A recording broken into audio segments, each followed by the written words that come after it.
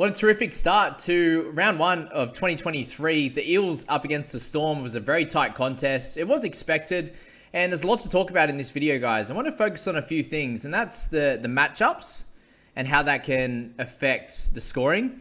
It is the minutes that were played in this game was so high, so we'll explain that a bit as well. Obviously, all the different scoring involved in there as well, and some of the guys that scored really well. And I hear a lot of people talking about looping already, and just my thoughts around that and when you probably should. You know, in round one, there's the thing you can do, obviously trading a certain player that is a cheapie in your team to try and get like a Dragons guy in this case, whether it be Sloan or Ben Murdoch-Masila, to trade them in to then, you know, get that good score from a player. And we may as well start with that, and that's the Bryce Cartwright situation. So congrats to everyone that picked him up. I went for Dury instead. This was a perfect storm for, you know, no pun intended, for this game. And we'll start with that, the minutes to kick it off. So the minutes for everyone was so high. You had Hopgod play the entire game, for one. You had Josh King play 81 minutes.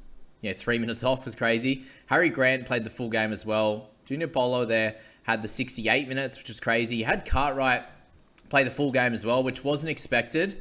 And I mean, Welchie about the 58 was pretty normal. Asafa Solomona, same thing.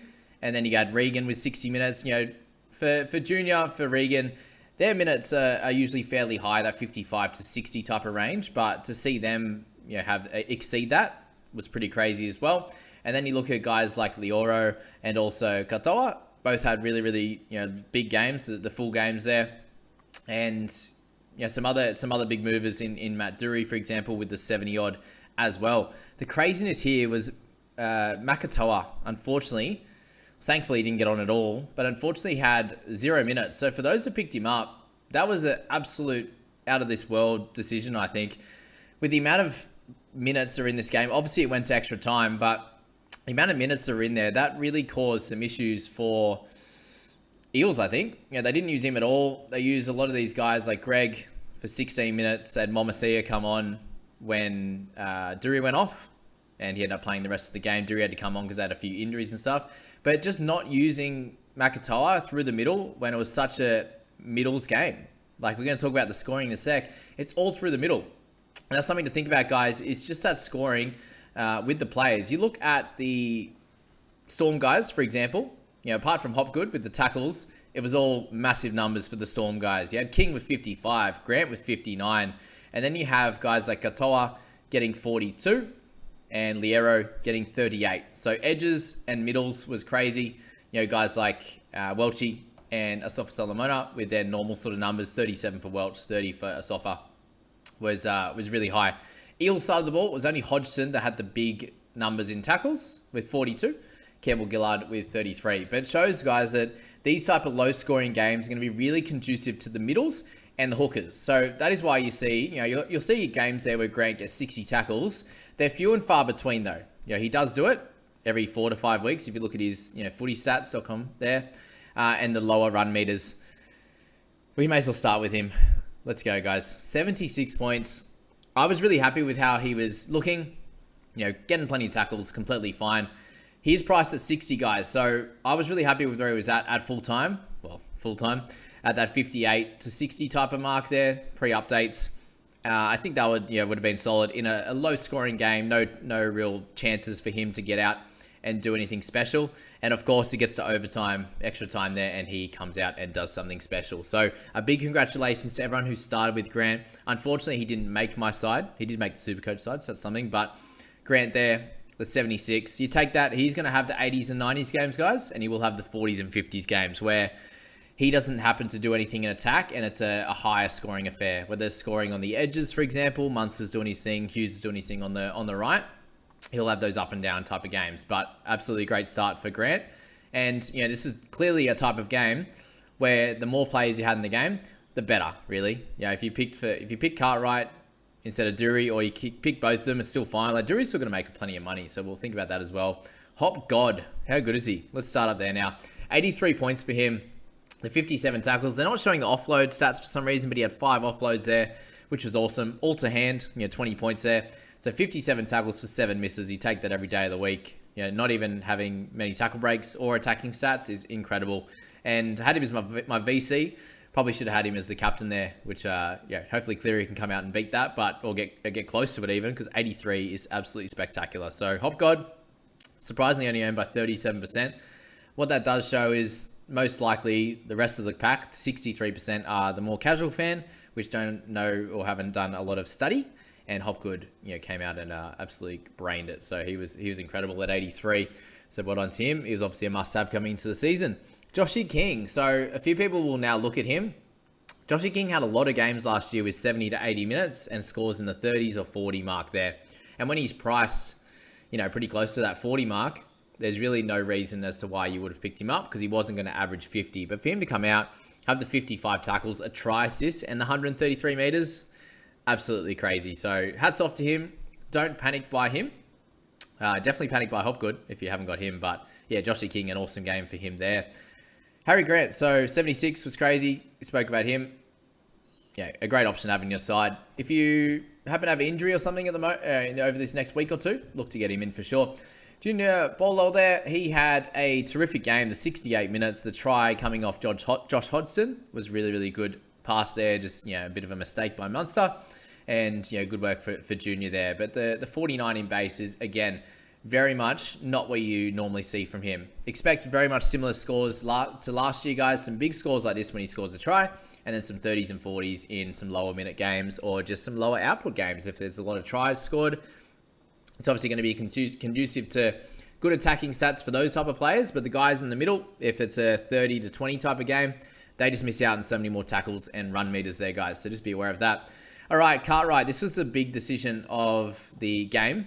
And the question mark was, you could have had Cartwright and Dury, but then you're really not sure what's going to happen with these two guys. You got Jack Murchie on the bench. We just didn't really know. Now we know that Murchie's going to mainly play through the middle, and he did a really good job at that. So Cartwright and also Dury seem really safe, at least for the first 5 weeks. You'd imagine, Sean Lane, he comes back rounds 5 or 6, it sounds like, and he'll slot back onto that left. So whatever they do there, it sounds like Dury's the longer term option. And I think he played really well, which we'll speak about in a sec, for what we expected of him. Cartwright is always going to do his thing, but he literally had the perfect game. Without any attacking stats, he was able to get 43 in base, three tackle breaks there, an offload, and some a turnover tackle as well. So only the 4 in negatives is so low for Cartwright, and well done if you picked him up. Okay, let's talk about if you had him in the number 5 position. A lot of people I'm seeing are looking to move in Ben Murdoch-Masila or Sloan. Murdoch-Masila, I think, is fine because it's most likely he gets that edge spot, and we think he can average 35 to 40 at that cheap price is awesome. Sloan, we don't think is going to average 35 to 40. His spot is in danger, for example. So is it worth trading out a Blore, a Preston, Talau, whatever you're going to do here, to trade in Sloan just for this 1 week? Yes, it's a great score of 57, but how much are you actually making on your number 4 interchange guy or your number 5 that you've looped? Just say you've got Dury in there, that's a 26-point difference. Just say you've got someone else you can slot in. If Blory's going to start, then maybe you can get a 40 out of him. So that's a 17-point difference. Is it worth making that trade for someone like Sloan, who you're probably not confident on to score really well and potentially not have a super amount of job security? Are you okay with having him as a red dot? I personally wouldn't do it if I'm not confident in him. If you're confident in him, you think he's going to be fine, make that trade. Awesome. If you're not confident on him, there's every chance that he could become a red dot, a real cheap one of that, and very hard to trade out of your side. He's not making money. So I'd rather still go for a guy you think's going to make more money than make that trade. So that's just the thing on looping, guys. Very easy in this first game or two to be really emotional with your decisions, and I just don't think that's the right play here. But Cartwright, if you have him in your number 5 and you've already got Ben Murdoch-Masila, or if you played Cartwright straight up, awesome work for you. Christian Welsh and Asafa Solomona, both of those guys had really, really good games. Again, very conducive this game to the middle forwards. They both got over 100 meters. They both got 30 plus tackles. So Welshie there with the 3 offloads, I believe, was awesome. That's exactly what you're looking out of him. 58 minutes. Will that be a weekly occurrence? I'm not sure. We'll find out. But I'll have a few guys coming back. Whether Eisenhuth and those guys play a little bit more through the middle, we're not sure. Tarek Sims, apparently he's going to play through the middle as well. I think Lioro and also Katoa both played really well and both did a great job for their side. So what we see with Storm is they usually look to play both their edges 80 minutes. You see Kenny Bromwich, you see Felice Kafusi over the years have both done that. When Lioro's played on that left edge, he has gotten the 80 minutes. So I think Tariq Sims could be a big, useful guy through that middle, which is something that actually guys like Bronson Garlick came out and did a good job. Josh King was really good. But I think another punchy type of guy off the bench that they are missing when Brandon Smith left last year, this offseason, I think Tariq Sims could do a really good job there and then play a little bit of time on the edge if there's an injury, for example. That's the good thing with him. So Welchie, don't panic to try to get him in the side there. He got 10 above his average, which is great, but again, not something we want to rush for. Nelson, so no attacking stats here, just the base was awesome. So 6 tackle breaks, some really good tackles in there. He did a great job. Again, don't rush to pick him up. He was always going to be a bit of a solid buy, probably 5 or so points undervalued, and that's that. Moses, if you started with him, you're actually happy with his output in the end. The 800 kick meters for 26 points, terrific. Couple of turnover tackles, also good. Games where he's going to get more points, there's going to be more points in this game overall, and he will score better than that. So 52 in this type of game, when, look, he played okay, but nothing spectacular. Half his points come in kick meters, so that was great. Very, very happy if you own him. Wouldn't be stressing too much in that type of game. Again, guys, we'll speak about the scoring in this one. With it being a low-scoring game, if you think it is going to be a low-scoring game, prepare for the middle forwards to get crazy scores, hookers, edges, that kind of thing. And then your outside backs to probably not be involved as much. We saw Warbrick, for example, wasn't able to get as involved as we would have liked, but he did look really good. So we'll speak about him as well a little bit later. Just be aware of that when you're looking to play certain matchups. There was a part of me that was like, oh, do I play Thompson? Do I play Warbrick or do I play Talau, for example, who's going to come up against the Titans' newer edge, depending on who plays on that left side. So the other question marks you need to ask yourself with the matchups there. Okay. Kimmel Gillard, not really relevant fantasy-wise, but he was good as well, 52 points. Will Penasini, someone I've been super excited about this year. I think he's going to take that next step, and he looked great. This is kind of him, though. He's very consistent. He'll get a 33 without a try, and then a 50 with a try. So, that was this game, and thankfully he was able to come back and finish off that one. Nick Meaney was super exciting to watch, apart from that one mistake he did where he let Tyrone Wishart, who's not a winger, try and catch the ball over his head. Other than that, Meaney, I think, looked really good. 200 run meters to try. Line break assist there. Did a bunch of great things. So, Meaney, a solid pickup, but I wouldn't be looking to start to pick him up from here unless you already did. He's owned by 2%, so well done to those that started with him. Jerome Hughes, again, I think we can just wait on him. If he can get a lot cheaper than the 678, then maybe look to pick him up through the middle, but not now. Hodgson, a lot of people were pushing for Hodgson to be in the side. Definitely didn't expect him to play the full 80 or that full 84 minutes, so he ended up doing really, really well. For him to play big minutes, get a try assist, and still only get 45 shows his ability, guys, in terms of fantasy. Great footy player.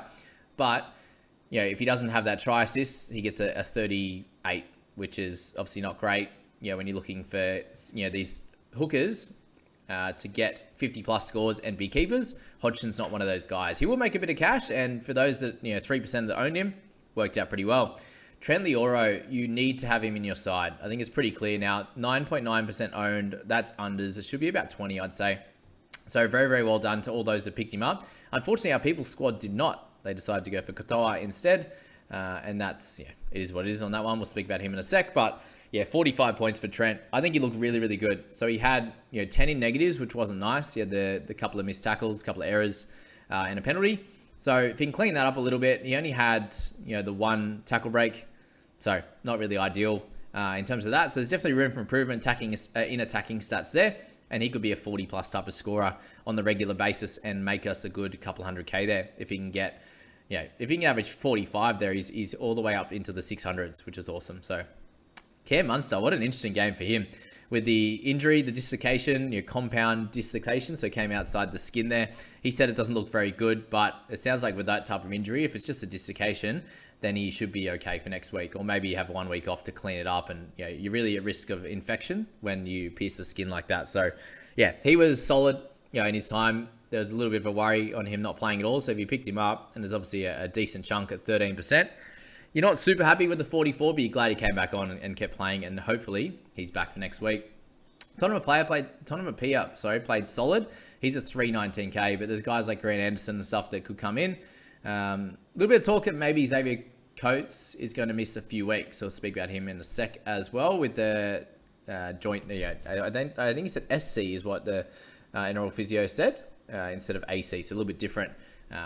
Hard to play through pain on that one apparently. So that's that. Murchie, the 40 and 37 minutes playing through the middle. So he was really efficient there. 30 tackles for 1 miss was really, really good. Shows guys that you can run, and if you're playing through the middle there, you just go bang, bang, bang, tackling for days. So Murchie was solid, just too expensive. Katoa, so the 39 for him, unfortunately down dates in post-production there.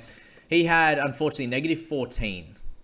So not ideal. 0 tackle bus for him. 0 offloads. He tried to offload once and lost it. So that was annoying. But for him to get 42 tackles, I think he looked really fit. Like, there's a couple of times he obviously had the cramp at the end, but a few times he was pretty gassed. But it was that type of game. If you're making 42 tackles and 110 meters, 53 in base, to only get 39 is a bit sad. But that shows that there's room to move there. That's I think that 39 is going to be his base, and that's already 8 points of value. Anything above that's going to be gravy. So I'm not worried about Katoa. Still think Sims is going to play through the middle. It would be weird if he was to get named on an edge. And if he does, we can make that decision. They're guys in a price point that you can make that change. Gutho, there's 2.5% owned, so I think he was okay. He's going to be that up and down type of scorer. Was able to still get the try assist in this one. Dylan Brown, 33 for him, 3.5% owned. Yeah, he's going to be that up and down type of scorer, guys. He was a little bit like this last year. If there wasn't much going on, he did have the 3 errors, which wasn't nice. 12 negatives in total. He was still able to get 30s, and then he'd go out and get a 70 and score a try. So that's that with him. McDonald, Jeremy Grant, both did their job. Solid. Dury we'll speak about now. So the 31 for him, the 20 tackles, and the 3 misses. They were really early, those 3 misses. I didn't even see them. I was watching the game, and I was like, where? He just had popped up on the screen, 9 tackles, 3 misses. I was like, what's going on? But I actually think that he looks solid. I think he'll be able to do a job for this Parramatta side. When he ran the ball, he actually, made some decent meters, a few decent post-contact meters as well. So I think he was fine. Tackling-wise, defensively, I think majority of the time he was sweet. He wasn't letting anyone go through or anything. So 2 tackle breaks and the 1 turnover tackle was all right. Remember, guys, he's priced at 17. So a 31 makes him about 30K, which is good. And we can build on that. He'll have the lower break even next week, which is awesome. Will Warbrick, so the 29 for him. He did get 2 turnover tackles, which was ideal. That's what we need to sneak up that score in a game where there wasn't much going on his wing. Seemed like a bunch of their chances came down the left side. They seem to have a few overlaps over there compared to what they did on the right. But you see there the Storm sniff out those overlaps, and it happened once. They saw it early, and they did it 2 or 3 more times. So, yeah, didn't happen as much for Warbrick, but we like what we're seeing out of his effort. Every time he runs the ball, he's getting close to 10 meters. He's a big, strong boy. 8 tackles for 1 miss is a big tick, and do exactly what we want to do. This is one of those players, guys, where it's like, in the games where you look at the matchup and go, is this the right matchup for Warbrick? I thought it was going to be okay. I probably thought a little bit of a higher scoring game, and he could be one of those guys to score one of the tries, but wasn't to be. That is that. Bronson Garlic was really good, so he came in. He's obviously a hooker in the game, but came on just through the middle, and Harry playing 80. There was no chance that when Garlic was coming on with 13 minutes to go and 12 all, that Grant was coming off. So maybe it happens at some point, but Garlic showed that he was really good through the middle, so I wouldn't be worried about Grant there. If you got Remus Smith there, 21. Look, he looked okay, but this is going to be how he's going to play. He'll be a 21. He'll be a 40 type of player week to week. Probably averages 30 there overall. Again, not a guy that was that I was super interested in. And he had Momasia. So he did come on for Dury, guys. Played out the rest of the game. Dury had to come on with some injuries in the centres with Penasini going off. It looked like Wagner Blake was going to go off, but then he just played the 84 anyway. So a few issues on that edge with Lumi as well. But yeah, that's that video, guys. Just a real strange one with Makatoa. Just be aware of the looping and aware of the types of games they're going to be coming up. So look at the matchups and see what types of plays you want to own. If it's going to be a low-scoring game, potentially like the Sharks v the Rabbitohs, that's where I'm really keen on guys like Murray. And week to week, Murray should be able to score pretty well with those tougher matchups with, probably not going to be a 46 to 10 kind of drubbing there. But that's our first Thursday night breakdown, guys. Obviously, first game, plenty to talk about. Bit of a long one today, but thank you so much to everyone for sticking around, and we'll catch you in the Friday one.